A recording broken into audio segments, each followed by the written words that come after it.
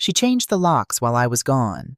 Not the way you change a light bulb, not the way you swap out a doormat when the old one wears thin. She changed them with intention, with planning, with the quiet confidence of a woman who had already decided, long before I pulled into my own driveway on that cold Sunday morning, that the door I had walked through for 41 years no longer belonged to me. My name is Dorothy Mae Calloway. I am 63 years old. I taught 3rd grade at Vine City Elementary for 35 years. I raised one son in a 3-bedroom house on Hollowell Parkway in Atlanta, Georgia, and I paid off that house with my own hands, my hands and my husband Reginald's, in the summer of 2001. We stood in the driveway that day, both of us in our good clothes even though there was nowhere to go, and Reginald held up the paid-off mortgage certificate like it was a trophy, like it was the most important piece of paper either of us had ever touched. It was. I am going to tell you what happened to me.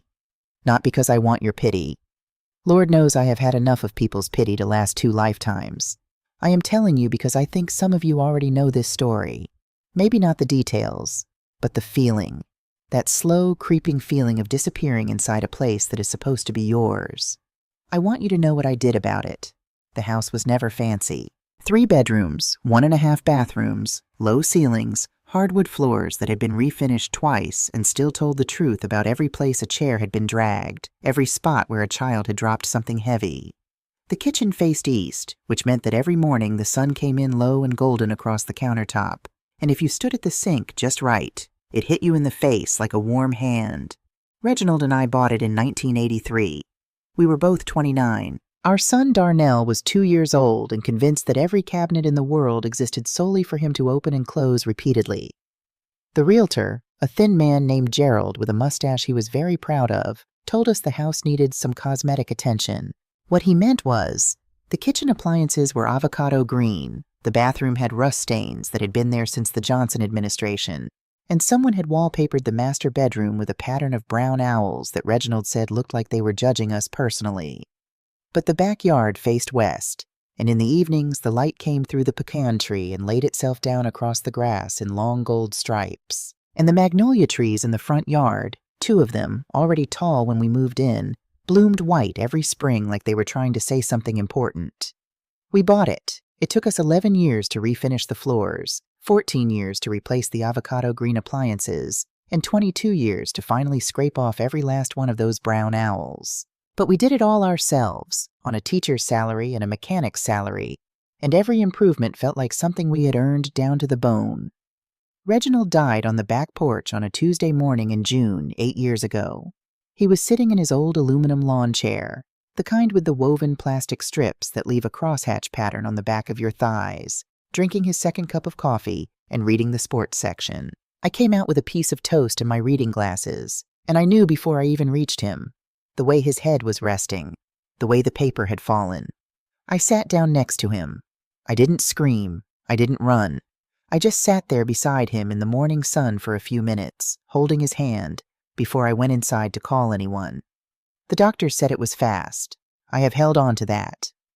After he was gone, I learned how to be alone in a way I had never had to be before. It is a different kind of skill than people think. It is not about not being lonely. Some days I was very lonely. It is about learning which silences are peaceful and which ones are asking something of you, and learning how to tell the difference. I got good at it over time. Reverend Althea Burgess, my oldest and truest friend, called every evening at 7 o'clock. My neighbor Brenda Okafor came by every Tuesday with something she had baked, always claiming she had made too much, though we both knew better. I volunteered at the school 3 mornings a week, reading to the kindergartners. And those children had a way of filling up a room that reminded me why I had spent 35 years doing what I did. Life was quiet. Life was mine. And then my son called. Darnell is 38 years old. He has his father's jaw and his father's laugh, and, I say this with love, his father's tendency to avoid a hard conversation until it has grown so large that it fills every room in the house and you cannot look anywhere else. He called me on a Thursday evening in February. I was in the kitchen making a pot of red beans and rice, Reginald's favorite, which I still made every Thursday out of habit, or maybe out of something more than habit. And when I saw Darnell's name on the phone, I felt a small, familiar warmth in my chest. That warmth is a mother's greatest vulnerability. I say that not as a complaint, just as a fact. "Mama," he said, and I could tell immediately from the way he said that one word that something was coming. Darnell has always led with my name when he needed something. Not hello, not how are you. Just Mama stretched out like a runway he needed before he could land. He explained it carefully, in the measured voice of a man who had rehearsed this. The startup he had been with for 4 years had been acquired. His position had been restructured, which is the word people use when they want to fire you without saying the word fired. Simone's income from her lifestyle brand. She was what people called an influencer, though I had always had trouble saying that word with a straight face, had slowed considerably. A brand partnership they had counted on had fallen through. "It's just a tight few months, Mama," he said, "until I land somewhere new, until Simone's contracts pick back up." I looked at Reginald's photograph on the kitchen windowsill. It was the one from our 25th wedding anniversary, both of us sunburned from a day trip to Savannah, both of us laughing at something the photographer had said. I could almost hear Reginald's voice. "Dorothy May. Don't let love make you foolish, but this was my son, my only child. The boy who, at 4 years old, had once tried to make me breakfast in bed and presented me with a plate of untoasted bread and a cup of warm tap water with a tea bag floating in it, and looked at me with such absolute pride that I ate every bite and told him it was the best meal I had ever had." "All right," I said. "But Darnell, temporary means temporary." "Yes, ma'am," he said, and he sounded so relieved that it almost broke my heart. Almost. They arrived on a Sunday with 14 boxes, 2 garment bags, a yoga mat, a ring light taller than I was, a portable speaker system, and a cat named Versace that I had not been informed about. I want to be fair here. I want to be precise. Simone Calloway, née Whitfield from Chicago, 35 years old, cheekbones that could cut glass and an Instagram following of 240,000 people, was not what I would call an unkind person. Not exactly. She was the kind of person who moved through the world with such certainty about her own importance that she simply did not notice when she was unkind. There is a difference, I think, though the effect is much the same. She stepped through my front door, looked around my living room, the room where Darnell had taken his first steps, where Reginald and I had slow danced to Frankie Beverly every New Year's Eve for 30 years, and said, "The lighting in here is really challenging for content. Is there any way to move the sofa closer to the window?" I moved the sofa. I told myself it was just furniture. I told myself it was temporary. The first week, she replaced the motivational chalkboard I kept above the kitchen door, the one that said "Keep going, baby" in my own handwriting, with a printed sign in a thin gold frame that read, "Good energy only." She didn't ask. I found my chalkboard in the recycling bin. I took it out of the recycling bin and put it in my bedroom closet. The second week, she asked if I could refrain from cooking fish indoors. The smell, she explained, interfered with the atmosphere she was trying to create for her videos. I began cooking fish at Brenda's house on Wednesdays. The third week, I opened the refrigerator one morning and found that my half of it had been compressed into a single shelf on the bottom. Everything else had been reorganized. Simone's name written on each of her items in black marker, precise and unapologetic as a land survey. I did not say anything.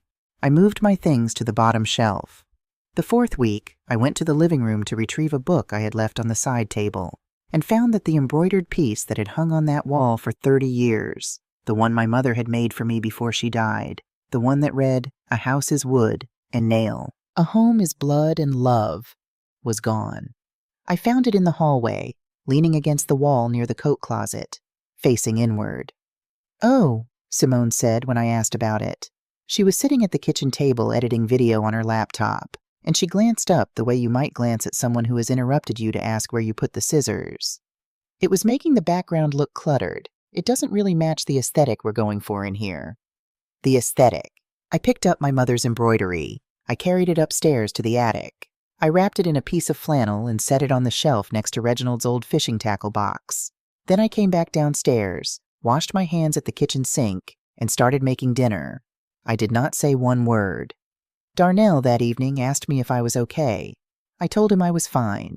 He nodded, relieved, the way people nod when they want to believe the answer they've been given. We talked about other things, the weather, the Braves' spring training, whether the pecan tree in the backyard needed trimming. He did not mention his mother's embroidery. He had seen it too. I know he had. By the end of the first month, I had stopped watching television in the living room because Simone meditated there in the evenings and required silence. I had moved my puzzles from the kitchen table to my bedroom because the pieces created visual clutter. I had stopped leaving my slippers by the couch. They kept appearing each morning, neatly lined up by the front door, as if waiting to be walked out of the house. I want you to understand what that does to a person, not the slippers themselves, but the accumulation, the way each small thing you surrender creates space for the next thing to be taken, the way you start tiptoeing around a house you have lived in for 41 years, carrying your quiet like something breakable, afraid that if you set it down wrong, something will shatter. I had become a guest in my own home. Not even a guest. Guests are expected. Guests are welcomed. I had become something more like a remaining piece of furniture. Inconvenient, but not quite worth the effort of removing. It was Reverend Althea who said it plainly, as Althea always did.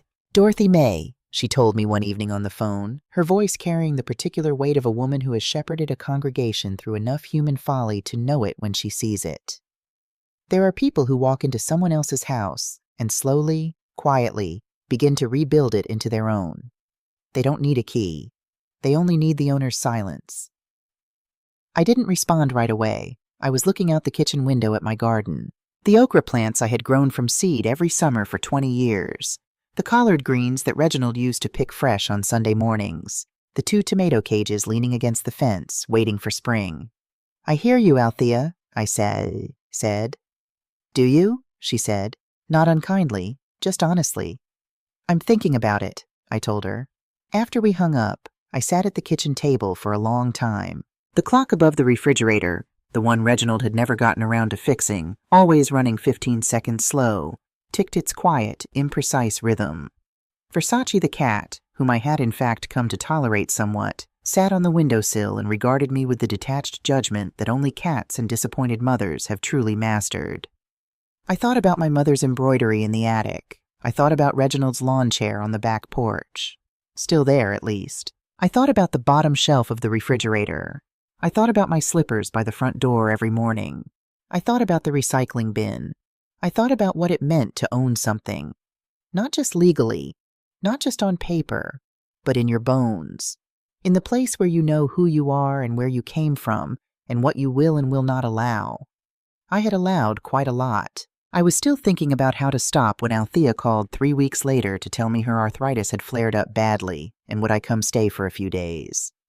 I told Darnell on a Wednesday evening. He was at the kitchen table on his laptop, applying for jobs, and he looked up when I mentioned it. That's good, Mama, he said. Althea could use the company, I told Simone on Thursday morning. She was in the living room doing what she called her morning flow, a series of movements with a yoga mat and a candle and a small Bluetooth speaker playing the kind of music that sounds like someone dropped a wind chime into a fish tank. I'm going up to Althea's for a few days, I told her. Back Sunday. She looked up, and something moved across her face, something quick and bright, like a window shade snapping up. Oh, that's wonderful, she said. Get some fresh air. You deserve a break. I looked at her for a moment longer than was comfortable. Then I said, I'll leave a note with the details. And I went upstairs to pack my overnight bag. That night I could not sleep. I lay in the dark in the room I had shared with Reginald for 38 years, listening to the house settle around me. The particular creaks and murmurs of a structure that knows your weight, that has adjusted itself over decades to the specific rhythms of your presence. At 2 a.m, I got up for a glass of water. The kitchen light was off, but the lamp in the living room was on, and I could hear Simone's voice, low and careful, from around the corner. I stopped in the hallway. She's leaving Friday morning, Simone was saying. I'll call the locksmith Saturday. Early. No, Darnell knows. He's not going to say anything. You know how he is. I just want this house to feel like ours. Finally. 3 months and I still feel like I'm living in someone else's museum.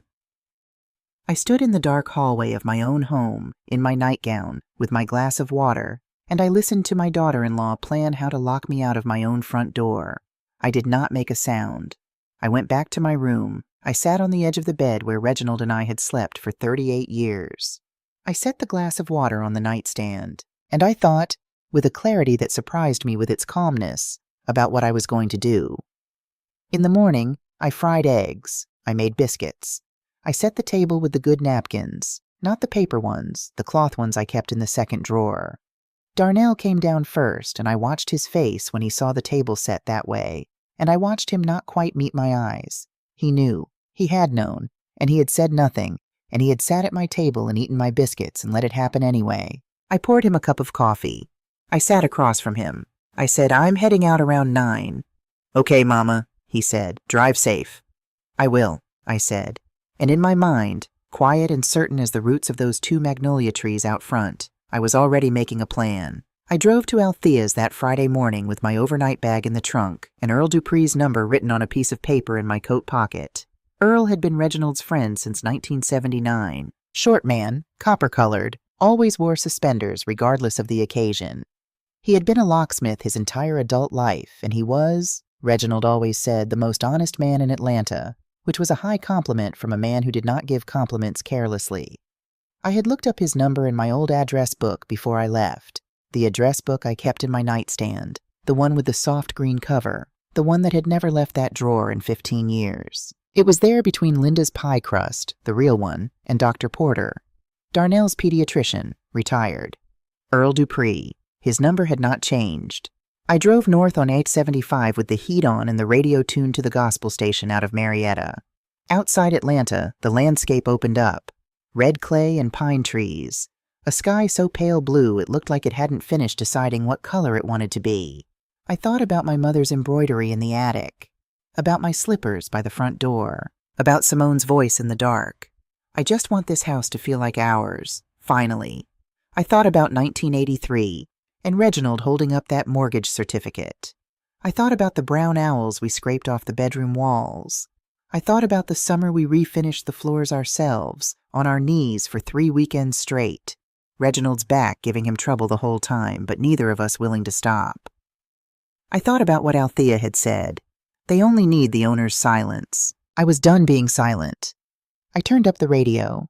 A choir was singing something bright and determined, all those voices rising together, and I drove north into the pale blue morning, and I let myself feel, for the first time in 3 months, absolutely certain. I knew what I had come from. I knew what I had built.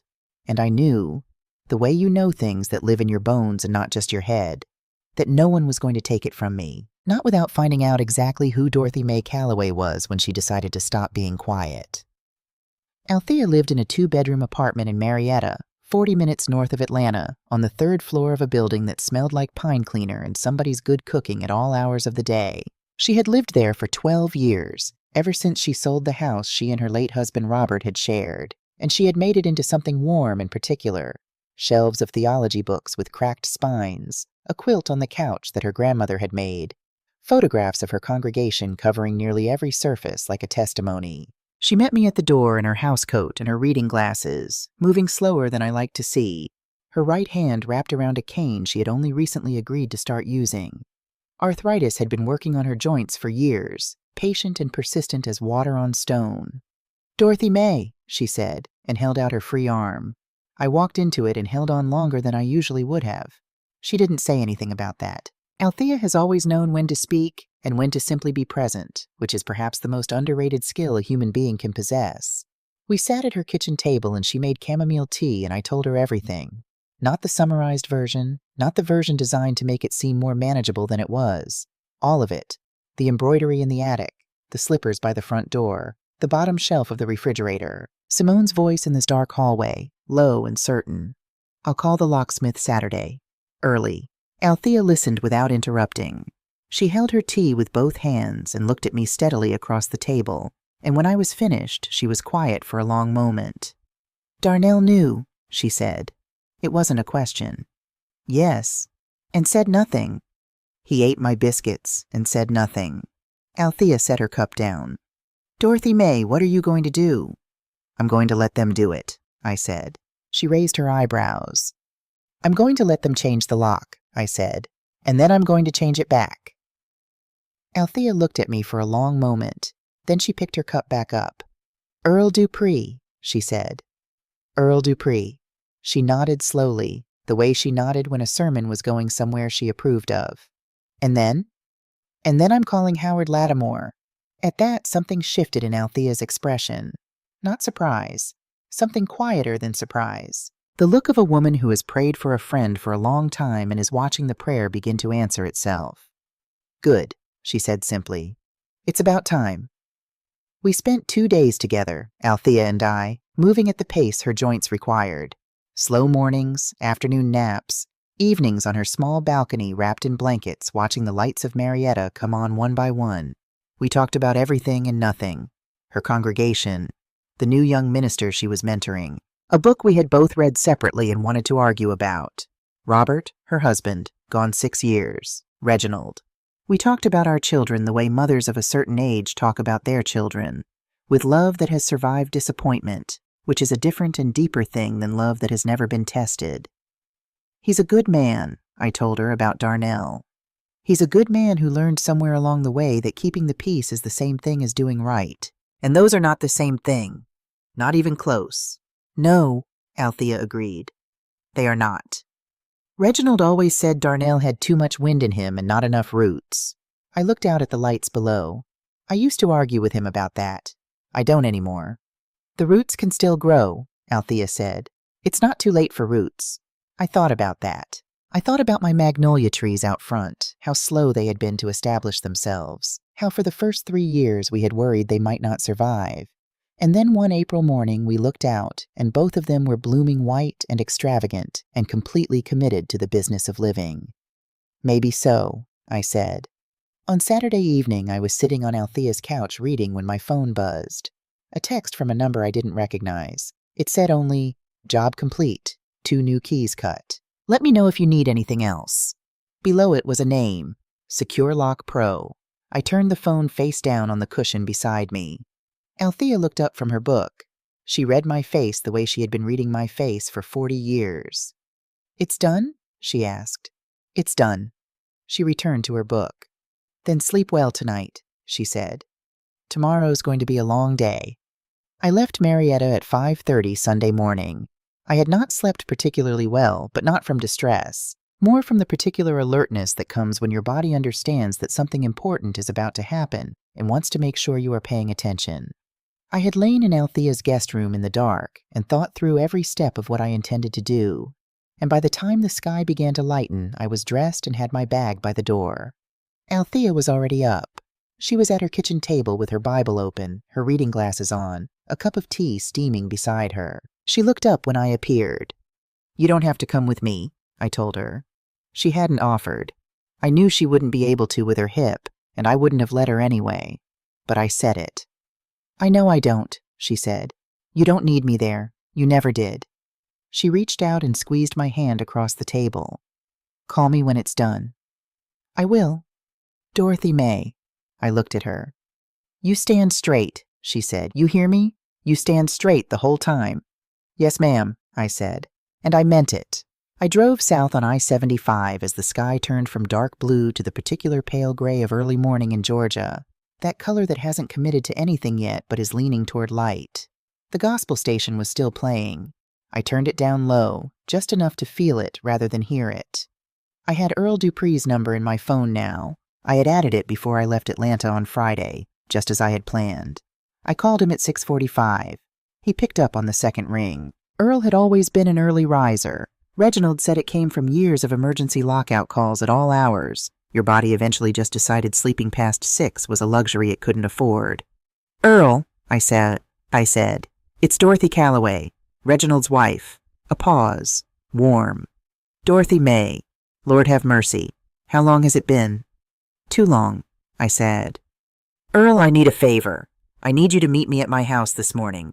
7:30 if you can." "Everything all right?" "It will be," I said. "Someone changed my lock while I was away. I need it changed back." Another pause. Shorter this time. Earl Dupree had been a locksmith for 40 years. He had heard enough stories to know when not to ask for more of one. 7:30, he said. "I'll be there." I parked 2 blocks from the house and walked. The neighborhood was quiet the way Atlanta neighborhoods are quiet on early Sunday mornings. A dog barking somewhere distant, a sprinkler running in someone's yard, the smell of someone's breakfast drifting from a cracked window. The kind of quiet that feels temporary, like the world is gathering itself before the day begins. My magnolia trees came into view first. That's always how I knew I was home. I could see the tops of them before I could see the house, the dark glossy leaves catching whatever light was available. They were 40 years old now, those trees. Taller than the roofline, wider than Reginald had ever imagined they would get. He had planted them the first spring after we moved in, 2 small saplings from the nursery on Bankhead, each one barely taller than 4-year-old Darnell, who had insisted on helping and had patted the dirt around the roots with both hands, and the absolute seriousness of a child performing important work. I stood on the sidewalk and looked at my house. The new lock caught the early light, a sleek silver hardware, modern and anonymous. The kind of lock that belonged on a downtown condo, not on a 40-year-old home on Hollowell Parkway. It sat in my door like a stranger wearing someone else's clothing. Earl arrived at 7:28 in a white truck that had his name on the side in faded red letters. He climbed out slowly. Earl moved the way older men who have spent decades crouching and kneeling move, with the careful deliberateness of someone who has made a private arrangement with his body about what it will and will not be asked to do. He saw me, and his face opened up. "Dorothy May Calloway." He shook his head. "You look just like yourself." "I try to," I said. He looked at the door. He looked at the lock. His expression shifted in the small, contained way of a man who understood exactly what he was looking at and was choosing not to say so. "That's not the original hardware," he said. "No, it's not. What do you want to put back?" I had stopped at a hardware store on my way down, a small family-owned place on Marietta Street that opened at 7. I handed Earl the bag. Inside was a brass deadbolt, solid and simple, the kind Reginald and I had put on the door back in 1989. Heavy, real. Earl looked at it and nodded once. "Good choice," he said. He set his toolbox down on the porch, my porch, the porch where Reginald had died and where I had sat 10,000 mornings with my coffee, and he went to work. I stood beside him with my arms crossed and watched. It took him 34 minutes. He was thorough, Earl was. He checked the door frame, made sure the new hardware was seated properly, tested the swing of the door.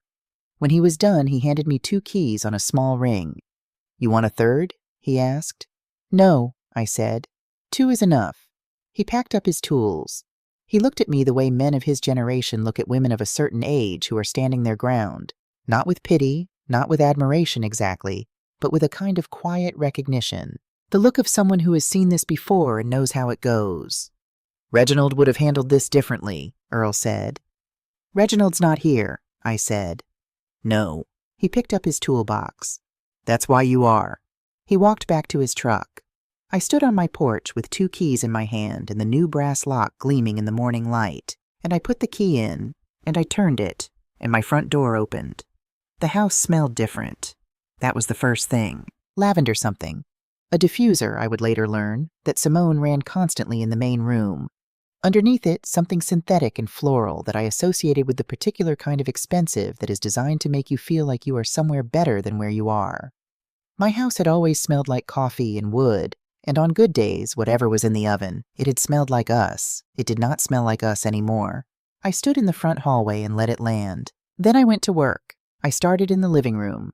The sofa had been moved back toward the window, for the light, for the content, and I moved it back to where it belonged. The 2 indentations in the hardwood floor marking its proper place like an old signature. The coffee table had been replaced with something low and glass-topped that I did not recognize. I moved it to the side and brought the original one, Reginald's solid pecan wood, built by his own hands in the garage in 1987, back from where it had been pushed against the far wall. Then I went upstairs. The master bedroom, my bedroom, the room where I had slept for 38 years, had been transformed so thoroughly that for a moment I stood in the doorway and felt something cold move through me. Not anger, something older and quieter than anger. Grief, maybe. The particular grief of seeing something you love made unrecognizable. My quilt was gone from the bed. The lace curtains I had sewn myself 30 years ago had been replaced with beige blackout panels. The nightstand I had kept beside my bed for 30 years, a modest thing, painted white, with a small drawer where I kept Reginald's watch and a photograph of Darnell at age 6, had been cleared of everything and replaced with a white marble tray holding Simone's diffuser and 3 candles. I unplugged the diffuser. I moved everything of Simone's from the room into the hallway, not thrown, not dropped. Set down carefully, with the same hands I had used to fold 1,000 loads of laundry, to pack school lunches, to plant okra seeds in red Georgia clay. Then I went to the guest room. Simone had made it entirely her own. Her clothes hung in the closet in a color-coordinated row. Her shoes, and Lord, there were so many shoes, lined the baseboard in careful pairs. Her luggage, leather and monogrammed, sat at the foot of the bed. Her silk robe hung on the back of the door like it owned the place. I brought it all downstairs. Every suitcase, every shoe, every bag and box and cosmetic case. I carried it through the front door, and I set it on the porch, on the front walk, on the lawn. Arranged, orderly, visible.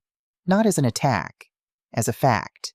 The morning was bright and mild for November. A jogger went past and slowed to look. I gave a small wave. He waved back and kept going. I went inside and made coffee. My own coffee. The dark roast I had kept in the back of the cabinet behind the fancy pour-over equipment Simone had installed. I found my red kettle. The one she had said was too loud, under the sink. Still good, still mine. I put it on the stove. I sat at my kitchen table, and I waited. The sound came at 9:17. The door handle, turning, catching, not catching. Then knocking, sharp, impatient. "Dorothy?" Simone's voice, high and thin with an edge in it I had never heard before. "There's something wrong with the lock. Dorothy, can you open the door?" I sipped my coffee. More knocking. Harder. "Dorothy, my things are on the lawn. What is going on? Open this door right now." I set my cup down. I stood up. I straightened my cardigan. And I walked to the front door and opened it. They were both there. Darnell, pale as I had ever seen him, his jaw tight. Simone, red-faced, her arms crossed, her sunglasses pushed up on her head, wearing the silk robe I had just carried off the back of the guest room door. She must have been in it when I moved her things. She looked at the lawn. She looked at me. "What," she said, "is this?" I looked at her steadily.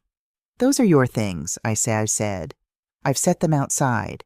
You had no right—" "I had every right," I said.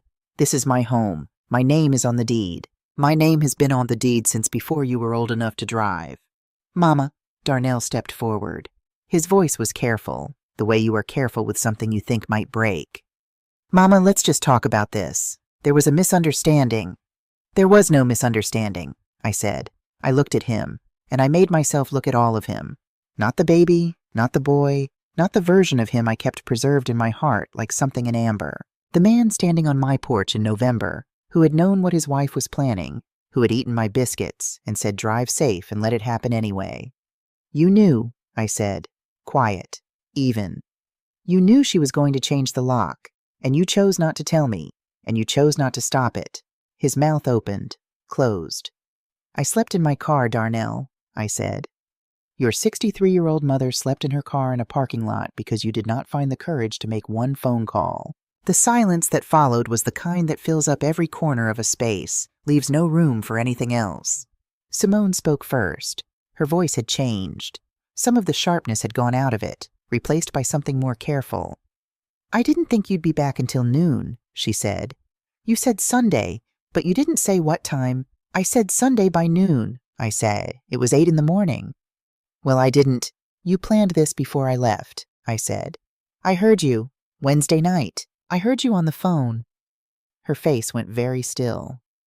"You can come inside," I said, looking at them both, "to collect anything you need that I haven't already brought out.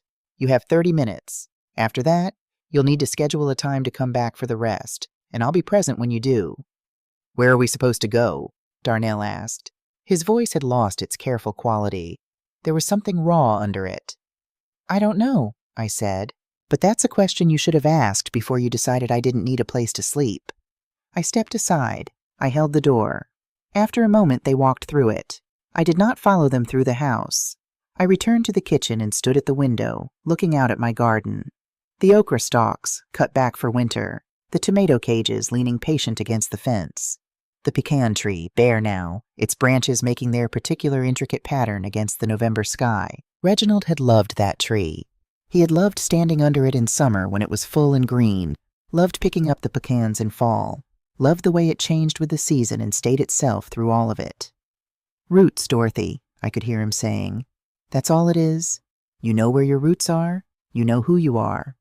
I heard Simone's heels on the hardwood upstairs, heard drawers opening, the zip of a suitcase, heard Darnell's slower footsteps in the hallway. I poured myself a second cup of coffee. I waited. At 9:51, they came back downstairs, each of them with a bag. Simone did not look at me as she passed through the kitchen toward the back door. Darnell stopped. He stood in the doorway between the kitchen and the hallway. His bag was at his feet. He looked like a man trying to remember the words to something important that he had known a long time ago and let himself forget. "Mama," he said. "I know," I said. "I'm sorry. I know that too." He picked up his bag. He looked around the kitchen, at the red kettle on the stove, at my puzzle half finished on the counter, at the clock above the refrigerator running 15 seconds slow. He looked at these things the way you look at things you are leaving and are not certain you have the right to miss. "I'll call you," he said. "I'll be here," I said. He walked out. The front door closed behind them, and I stood in my kitchen, in the house I had bought in 1983 with a toddler on my hip and a down payment it had taken 7 years to save, in the house where my husband had lived and died, and where I had spent 41 years becoming exactly who I was, and I listened to the particular silence of a space that has just been reclaimed. The clock ticked its slow, imprecise rhythm. The kettle was warm on the stove. Outside, the magnolia trees stood in the November light, their roots so deep by now that nothing short of the earth itself moving was going to put them down. I picked up my phone and called Althea. She answered on the first ring. "It's done," I said. She let out a long breath. Not surprised, just relieved. The way you are relieved when something you have believed in for a long time is finally proven right. "How do you feel?" she asked. I thought about it honestly. Outside the kitchen window, a cardinal landed on the fence post, a red so bright it looked like something the morning had made up just to have something to look at. "Like myself," I said. "I feel exactly like myself." The first thing I did after I hung up with Althea was open every window in the house. Not because it was warm enough for that. It was November in Atlanta, and the air coming in was cold and carried the smell of dry leaves and distant wood smoke. But I needed the house to breathe. I needed the lavender diffuser smell and the expensive floral something to have somewhere to go. I went from room to room, the hardwood floors announcing each step the way they always had, and I pushed up every sash, and I stood in the middle of the living room and let the cold air move through. Then I went to the attic. The flannel bundle was exactly where I had left it, on the shelf next to Reginald's fishing tackle box and a cardboard box labeled Darnell. School papers in my own handwriting from 1998. I carried it downstairs carefully, the way you carry something that belongs to someone who is no longer here to protect it themselves. I unwrapped it on the kitchen table. My mother's embroidery, linen backing, gone soft with age. The stitching she had done by hand over the course of a winter, cross-stitch in dark red and green thread. Every letter even and precise because my mother did not do anything halfway. A house is wood and nail. A home is blood and love. She had given it to me the Christmas after Reginald and I moved in. She was 54 years old that year, healthy and sharp and absolutely certain about everything she believed, the way some women are. She hung it on the wall herself, standing on a kitchen chair because she was barely 5 feet tall and too proud to ask for a step stool. She died 7 years later. The embroidery had been on that wall ever since. I carried it to the living room. The hook Reginald had put in the wall in 1984 was still there. They had not removed the hook, just the thing that hung on it, which told me something about the quality of the attention they had paid. I lifted the embroidery and set it back in its place. I stepped back and looked at it. There you are, I thought. There we all are. I spent the rest of that Sunday putting the house back together. Not all of it. Some things were gone, like Reginald's lawn chair that Simone had donated without asking, and those things I would have to grieve separately, in my own time. But what could be restored, I restored. My quilt back on the bed. My lace curtains, I found them folded in a box in the closet underneath a stack of Simone's throw pillows, rehung in the windows where they belonged. My puzzle moved back to the kitchen table, my red kettle on its proper burner.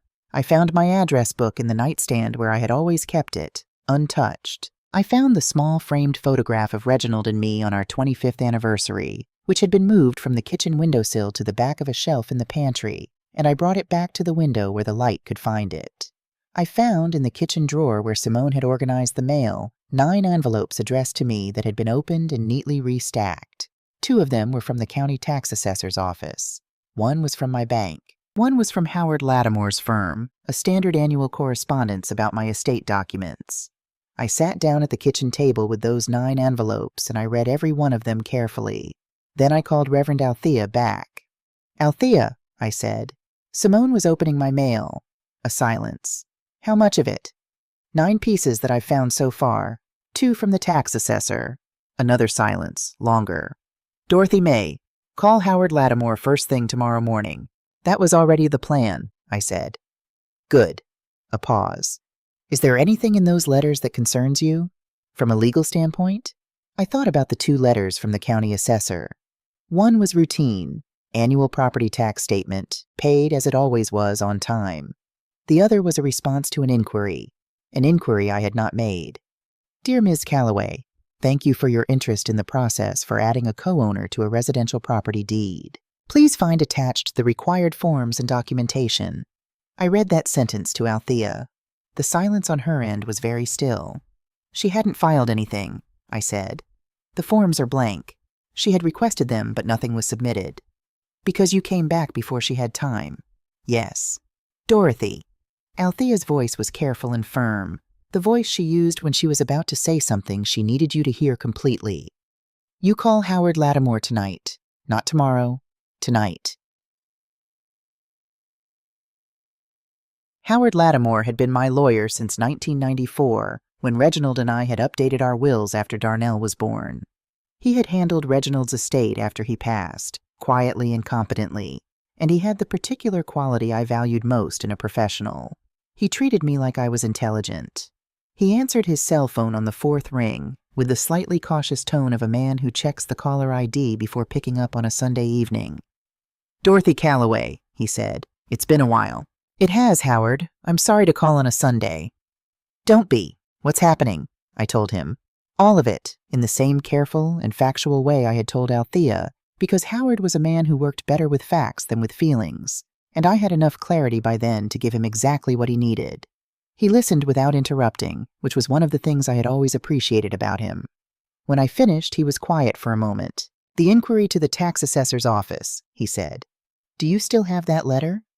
Sitting in front of me. "Good. Don't throw it away. Don't give it to anyone." Another pause. "Dorothy, the fact that they hadn't filed anything yet means we are in a position of prevention rather than remedy. That's a significantly better position to be in." "I know. I want to see you this week, Tuesday if you can manage it." "I can manage it."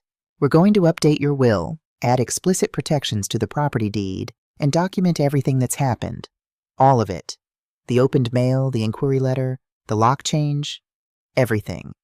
He paused again. "I also want to talk to you about power of attorney. You need someone you trust named, someone who isn't Darnell, at least for now." "Reverend Althea Burgess," I said without hesitation. "Does she know?" "She will by the time I hang up." A brief sound that might have been a laugh. "All right, Dorothy. Tuesday at 2 o'clock. "Thank you, Howard." "Don't thank me yet. But you did the right thing calling when you did. A few more weeks and this could have been a very different conversation." After I hung up, I sat at the kitchen table for a long while. The clock ticked. The evening had settled fully outside, the sky gone dark blue through the kitchen window, the porch light coming on automatically the way it had for 20 years. I thought about Darnell, about where he and Simone were tonight, what motel or friend's couch or awkward arrangement they had found. I thought about the boy who had patted soil around magnolia roots with both hands at age 4, certain he was doing something important. He had been doing something important. He just hadn't known enough then to understand what. I did not call him that night, but I thought about calling him. There is a difference, and the difference matters. Tuesday morning, 2 days before my appointment with Howard, I was going through the rest of the kitchen drawer, making sure I had found everything, when I came across a small spiral notebook. Pale blue cover, the kind sold in grocery stores 3 for $1.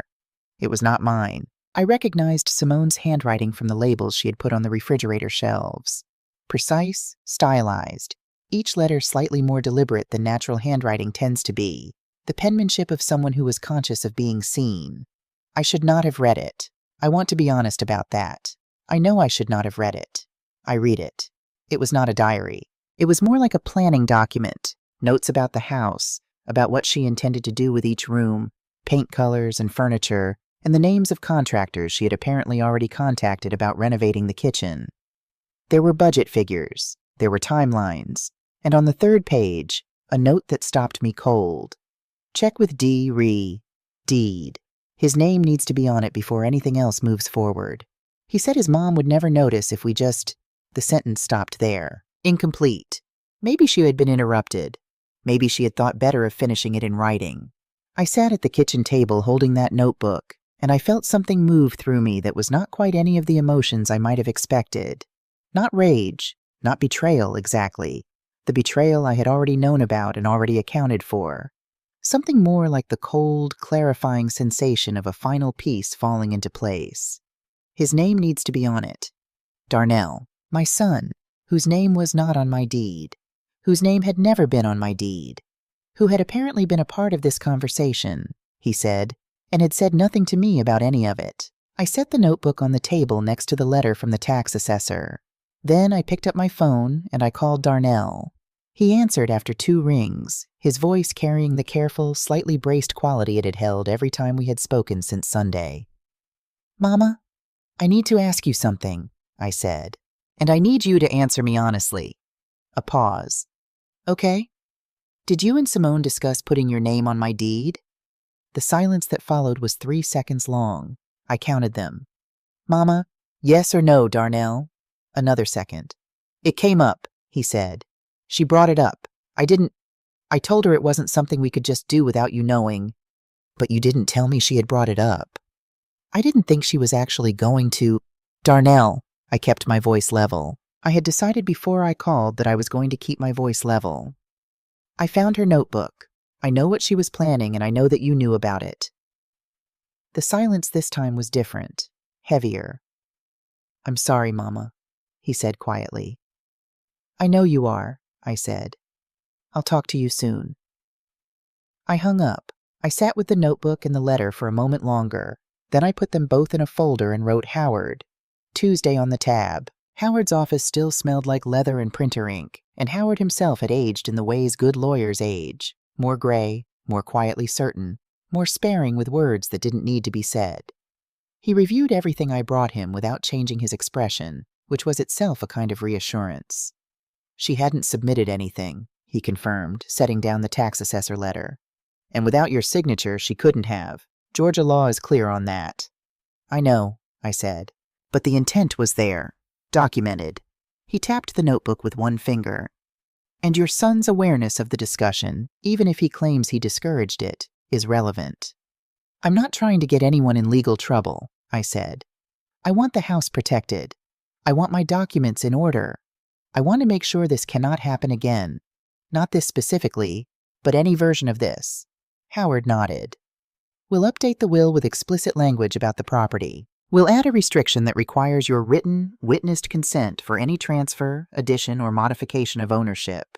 We'll document the incident fully in case it ever becomes relevant." He paused. "And I want to suggest one more thing." "What's that?" "A letter to Darnell. Not threatening, not legal in nature, just clear. Explaining what you know, what you've done to protect yourself, and what the terms are going forward if he wants to be part of your life and part of any future consideration regarding this property." I thought about that. "I'll write it myself," I said. "You don't need to draft it." He smiled slightly. "I suspected you might say that." We spent another hour going through the documents. By the time I left his office, the sky outside was that particular shade of late afternoon gold that Atlanta does better than anywhere else I have ever been. Low and warm and absolute, like the day has decided to mean something on its way out. I stopped at the grocery store on the way home. I bought the good butter, the kind in the gold wrapper. I bought fresh collard greens and cornmeal and a small bunch of yellow tulips because Reginald had always brought me tulips in November when no one else thought to, and I saw no reason to stop receiving them just because he was no longer here to bring them. It was the following Thursday when the phone rang with a Chicago area code. I almost didn't answer. I did not know anyone in Chicago except by distant association, and distant associations calling on a Thursday afternoon rarely meant good news. But something made me pick up. "Mrs. Calloway?" A woman's voice, careful, carrying something in it I couldn't immediately name. My name is Donna Whitfield. I'm Simone's mother. I sat down. I know this is unexpected, she said. I almost didn't call. I want you to know that I almost didn't. But you did, I said. Yes, a breath. I did because I think you deserve to hear this, and I don't know if anyone else is going to say it to you. She paused. I am sorry for what my daughter did. I am sorry for what she put you through in your own home. I know that an apology from me doesn't fix anything. It doesn't, I said, gently, not to be unkind, just to be honest. No, she agreed. It doesn't. Another pause. She's not a bad person. I want to believe that. She is my daughter, and I love her, and I have been trying to teach her differently for 35 years, and some lessons just don't take the way you hope they will. I thought about Darnell, about all the years I had spent hoping certain lessons had taken, about how parenthood is in some ways an act of profound faith in the face of considerable evidence to the contrary. I understand that feeling, I said. I know there's nothing I can do, Donna Whitfield said. I just needed you to know that what she did was wrong, and that not everyone on her side of this sees it differently than you do. A brief, quiet laugh. In fact, I'm not sure there are many people on her side of this at all. Even Darnell, from what I understand. I looked out the kitchen window, my garden, my pecan tree, the 2 magnolia trees visible from the side window, their dark leaves steady in the November wind. How is she? I asked, and I meant it honestly. Not out of warmth for Simone exactly, but out of the recognition that she was a person, and people doing wrong things are still people. Embarrassed, Donna said, which is new. She doesn't embarrass easily. A pause. She sent you something. I don't know if you've received it yet. I haven't gotten anything. You will. She didn't tell me what it was, just that she wanted to send it. We talked for a few more minutes, not about Simone, not about the house, about Atlanta and Chicago, about what it meant to raise children who surprised you, not always in the ways you wanted, about the particular exhaustion of loving someone who makes it difficult.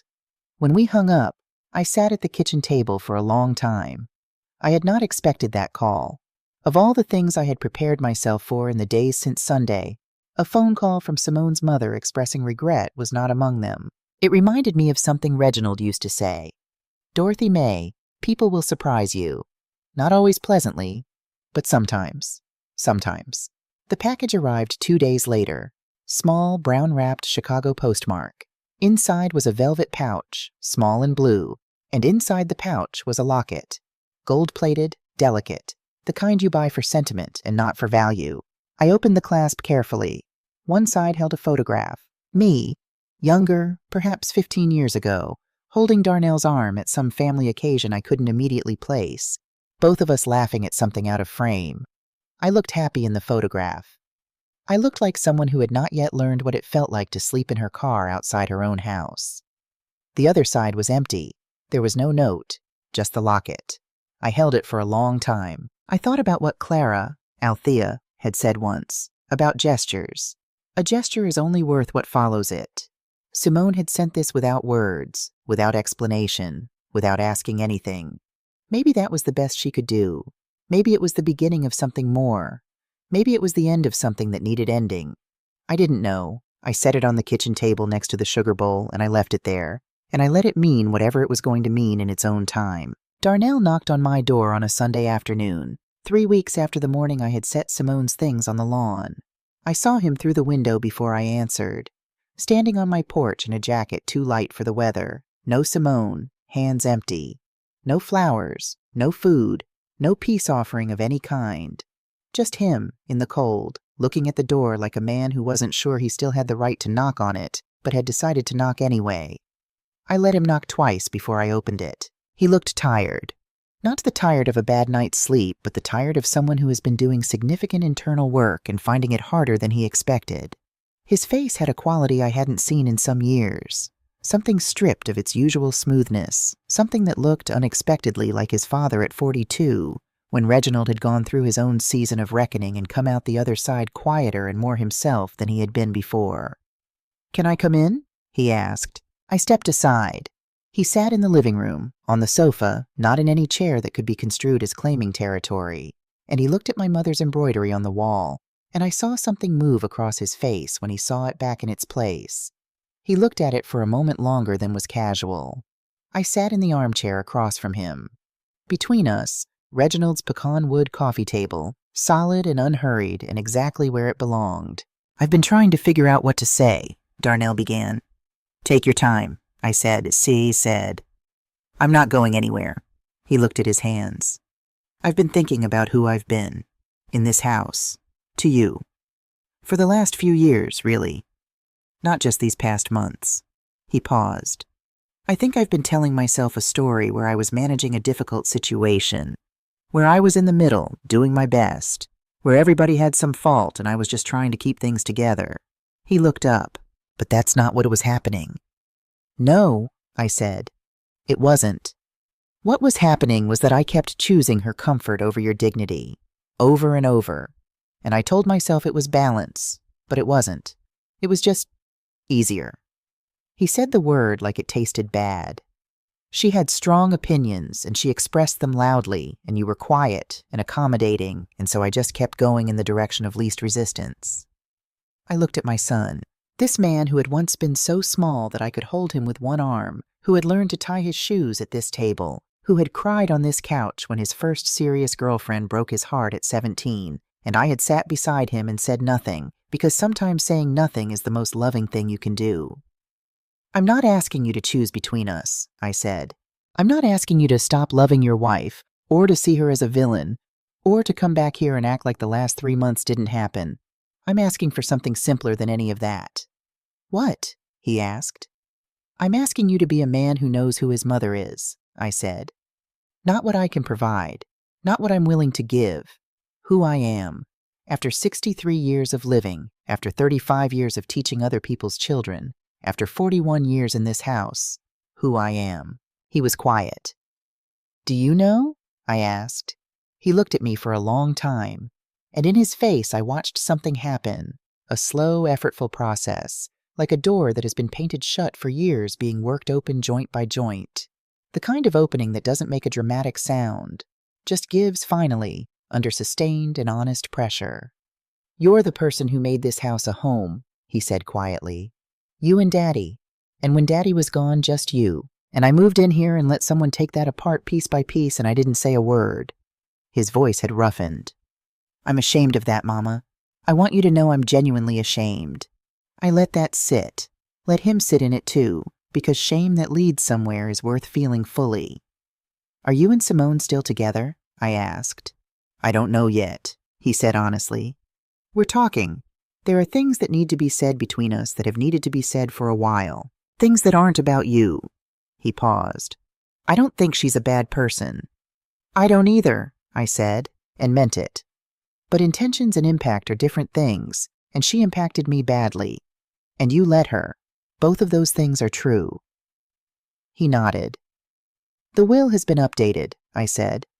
"The property is protected. Howard Lattimore has documentation of everything that happened. I want you to know that not because I'm threatening you, but because I need you to understand that I am serious about what belongs to me and what I will and will not permit." I held his eyes. "This house is mine. It will remain mine. What happens to it when I'm gone will depend on the relationship we build from here, not on the relationship we used to have. On the one we're going to build." He absorbed that. "That's fair," he said. "I know it is." A pause. Outside, the Sunday afternoon was gray and quiet. Somewhere down the block, someone was raking leaves, the sound of it steady and unhurried. "Can I ask you something?" Darnell said. "You can ask me anything. Do you think you can forgive me? Not right now, not all at once, but eventually." I looked at my son, this complicated, imperfect, wind without enough roots man who was trying visibly and with some difficulty to grow them. "I already have," I said. "Forgiveness isn't the question. The question is what we do next." He nodded slowly, looked at the embroidery on the wall again. "She made that? Your grandmother?" "My mother."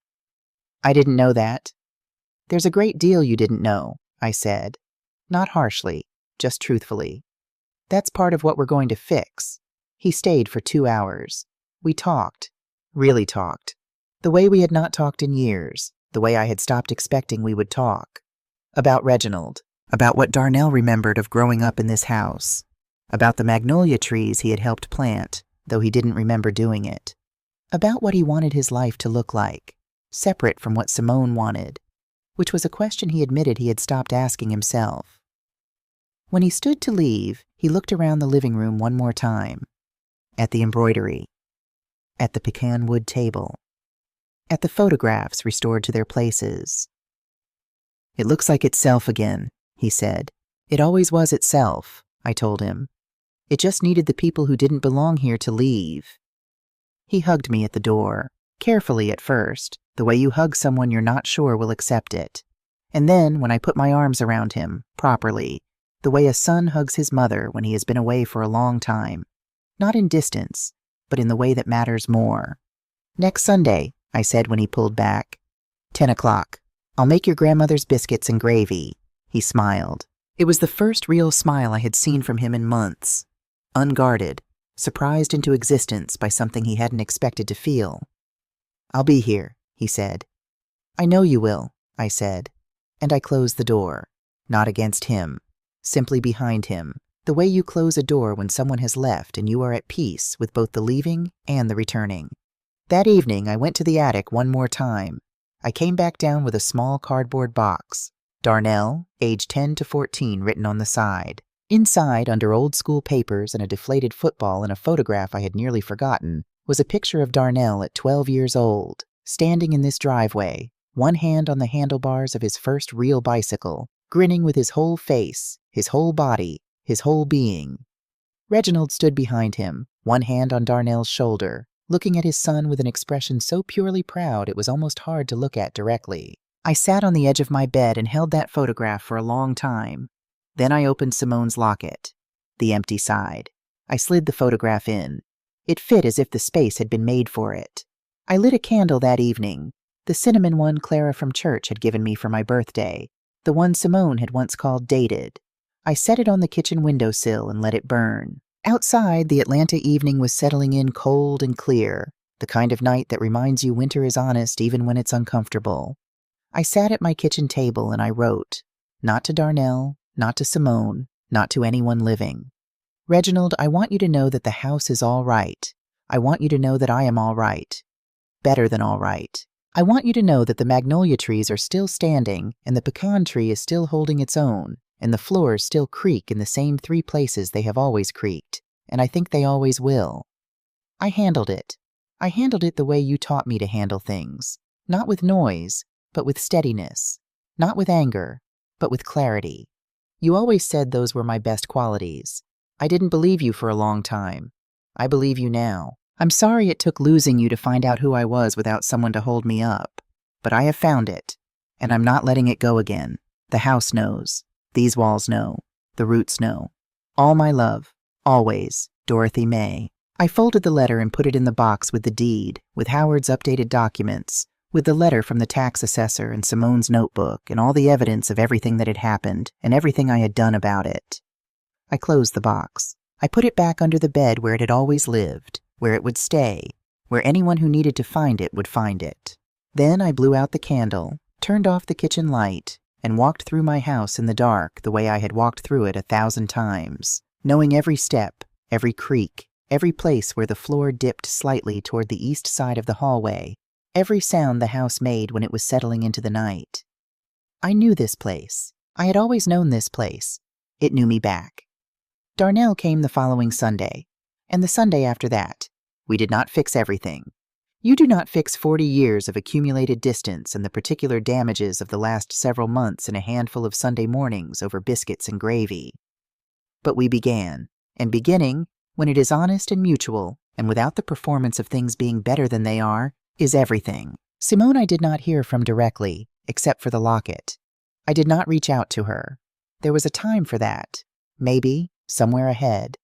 A conversation that would require both of us to be more honest than was comfortable, about what had happened and why, about what we had each brought to it. But that time was not yet. What I had was enough for now. my house, my table. My name on the deed, on the mortgage, on 41 years of the kind of ownership that goes deeper than paper. My mother's embroidery on the wall.